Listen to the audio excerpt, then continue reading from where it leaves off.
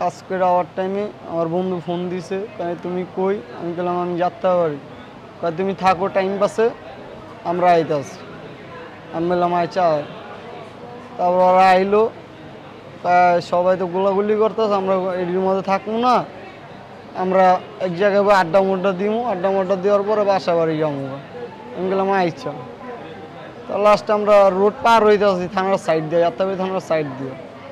অট্টাশে চার সাইডে গুলাগুলি। আবার তো আমরা কোনো গ্যাঞ্জাম গুঞ্জামের পোলা পাই না, মারামারিও করি না কোনো সময়। আবার টাস টাস করে গুলি করলো সব ডিরে।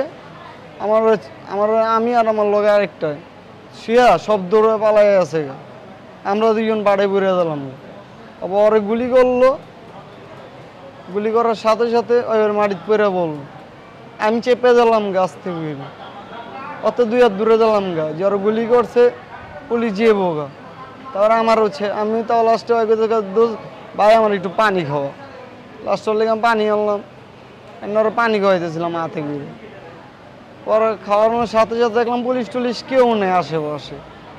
হঠাৎ আইসা ওর একটা লাথি মাইরা ফালাই দিল আমার হাতের, আমার একটা লাথি মারলো, মারার সাথে সাথে আমি বেরিয়ে দিলাম, আমার পায়ে গুলি করলো ঠেকা। গুলি করার সাথে সাথে আমি অজ্ঞান হয়ে যাবো। তারপর লাস্টে কি হয়েছে, ওদিকের মানুষ ভালো বলতে পারে।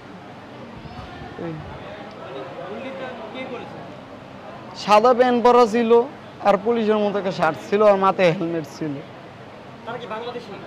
না, অন্য ভাষায় কথা বলছে।